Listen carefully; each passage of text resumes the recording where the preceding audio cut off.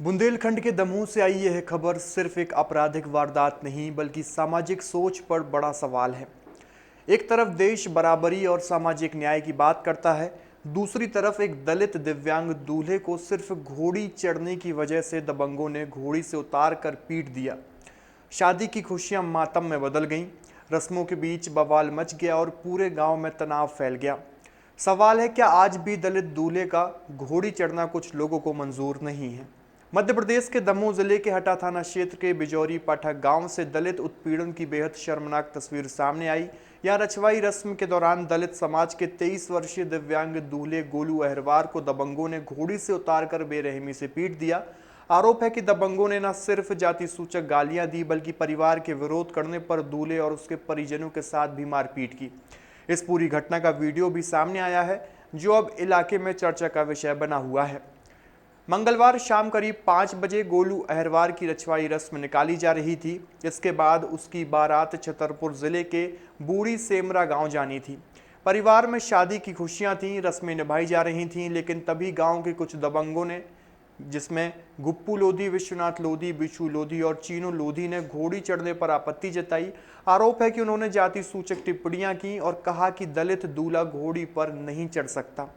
जब परिवार ने विरोध किया और कहा कि यह विवाह की परंपरागत रस्म है, तो दबंगों ने गोलू को घोड़ी से खींचकर नीचे गिरा दिया और उसके साथ मारपीट शुरू कर दी।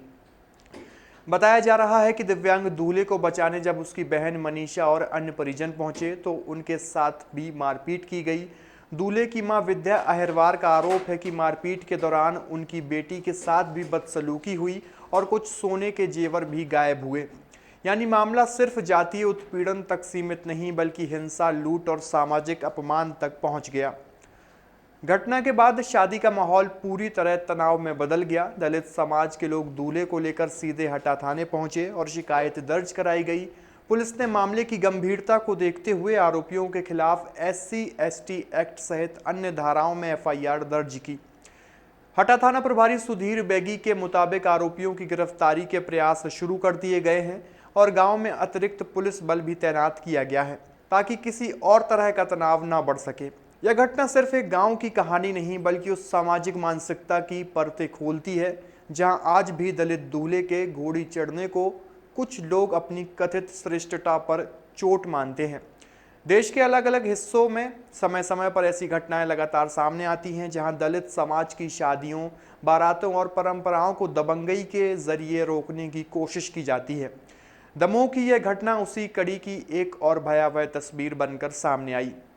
अब इस घटना का वीडियो सामने आने के बाद मामला और तूल पकड़ता नजर आ रहा है। विपक्ष और सामाजिक संगठनों की प्रतिक्रिया भी इस पर अहम होगी। बड़ा सवाल यही है कि जब संविधान बराबरी का अधिकार देता है तो जमीन पर यह भेदभाव कब खत्म होगा? क्या एक दलित दूल्हे का घोड़ी चढ़ना आज भी अपराध माना जाएगा?